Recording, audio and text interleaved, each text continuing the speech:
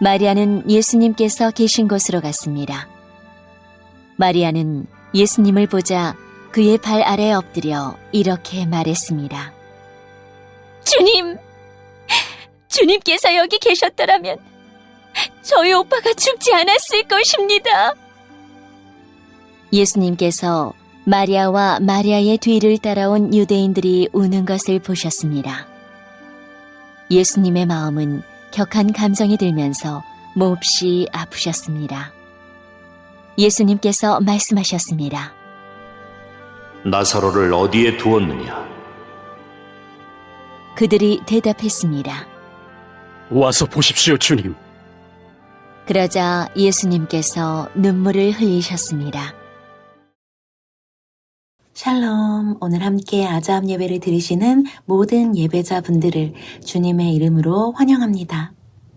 오늘은 요한복음 11장 32절에서 35절의 본문으로 주님께서 여기 계시기에 라는 제목의 말씀을 전할게요. 나사로가 죽고 4일이 지났을 때에 예수님께서 마리아와 마르다를 찾아오셨어요. 유대인들은 그들의 전통에 따라서 사람이 죽으면 죽은 후 3일까지는 영혼이 몸 가까이에 머무른다고 생각하고 있었어요. 그랬기 때문에 4일이 지난 날은 그들에게 있어서는 모든 것이 완전히 끝나버린 시간이었어요. 마리아는 그때 예수님에게 원망 섞인 말을 했어요. 주님께서 여기 계셨더라면 제 오빠가 죽지 않았을 것입니다. 라고요. 마리아는 예수님이 여기 계시지 않았기 때문에 일어나지 말았어야 할 일이 일어나 버린 것이라고 생각하고 있었어요. 바꿀 수 없는 과거를 바라보면서 탄식하고 슬퍼하고 있었어요. 하지만 마리아는 중요한 사실을 깨닫지 못하고 있었어요. 4일 전 나사로가 죽은 바로 그때에도 하나님께서 매우 가까이에서 함께하고 계셨다는 것을 알지 못했어요. 사실 임마누엘의 하나님은 그들의 모든 걸음에 매 순간 동행하고 계셨어요. 나사로의 죽음은 우연히 일어난 일도 사고로 일어난 일도 아니었어요. 나사로의 죽음은 완전하신 하나님의 계획과 섭리 안에 있는 일이었어요. 마리아는 그 중요한 사실을 알지 못했기 때문에 바꿀 수 없는 과거를 바라보면서 슬퍼하고 마음 아파하고 있던 거예요. 우리도 이럴 때가 있는 것 같아요. 과거에 대한 후회와 아쉬움에 사로잡혀 있을 때가 있어요. 그때 그렇게 하지 말았어야 했는데, 내가 그때 다른 선택을 했으면 얼마나 좋았을까. 이렇게 생각할 때가 있어요. 하지만 우리가 꼭 기억해야 하는 사실은요, 우리가 실패하고 우리가 넘어졌던 그때에도 하나님께서는 우리와 함께하고 계셨다는 사실이에요. 우리의 처음이자 우리의 마지막이 되시는 하나님은 우리의 인생에 단 한 번도 실수하신 적이 없어요. 영원하신 하나님은 창세 전에 시간과 빛과 하늘과 땅이 만들어지기도 전에 우리를 선택하셨고 우리의 모든 인생을 계획하셨어요. 그리고 그 계획은 하나님께서 보시기에 참 좋은 것이었어요. 또 십자가로 인해서 우리의 모든 죄와 실패와 연약함을 덮는 은혜가 이미 우리의 삶 가운데 충만하게 넘치고 있어요. 세상 사람들은 지나간 시간에 대한 후회와 아쉬움을 말하지만 복음은 다른 이야기를 해요. 로마서 8장 28절의 말씀을 읽을게요. 우리는 하나님께서 모든 일을 하나님을 사랑하는 사람, 즉 하나님의 목적을 위해 부름을 입은 사람들의 선을 위하여 하신다는 것을 알고 있습니다. 아멘.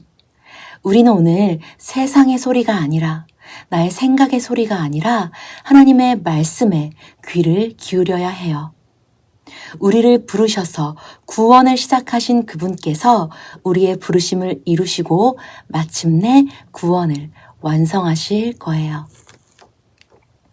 마리아는 지난 모든 순간 하나님께서 함께하고 계셨음을 알지 못했을 뿐만 아니라 예수님의 능력 또한 제한하고 있었어요.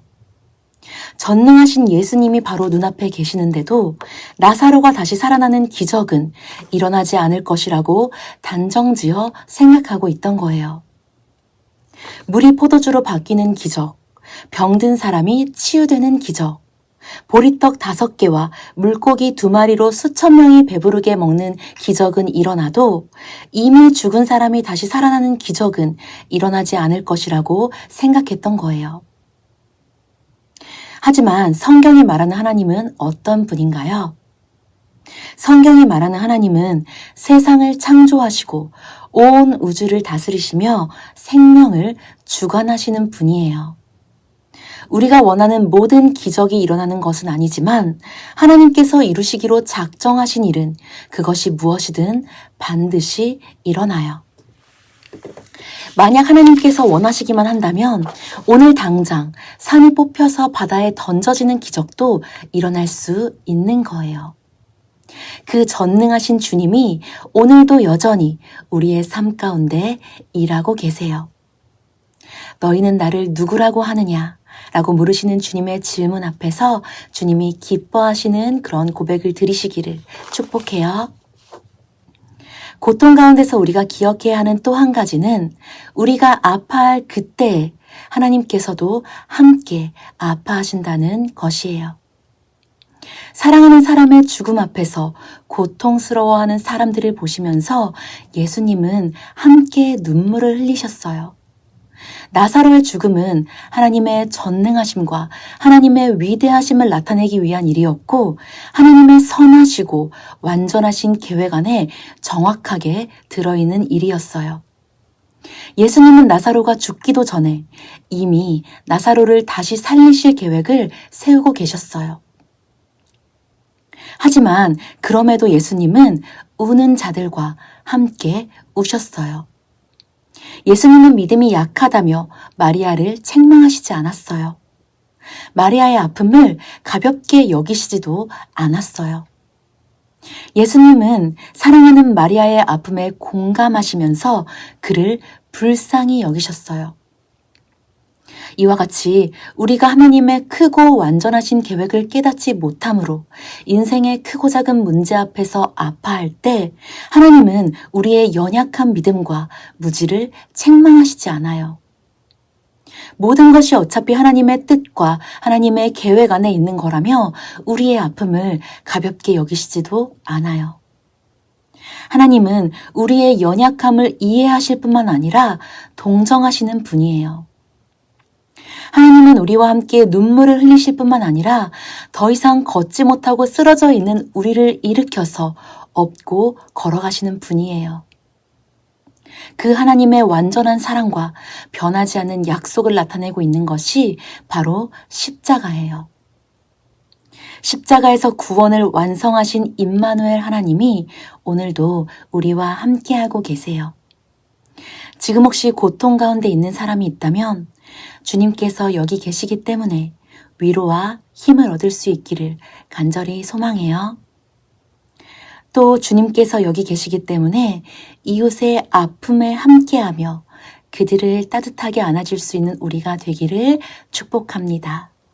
기도하겠습니다. 하나님 아버지 감사합니다. 언제나 모든 순간 우리의 가장 가까이에서 함께해 주셔서 감사합니다. 그 사실이 오늘도 우리의 위로와 소망과 힘이 됨을 고백합니다. 그 변하지 않는 진리로 인해서 기뻐하며 복음의 능력이 나타나는 삶을 살아갈 수 있게 도와주세요. 감사드리며 예수님의 이름으로 기도드립니다. 아멘. 오늘 주신 말씀을 기억하면서 다음 내용을 서로 묵상해 봐요.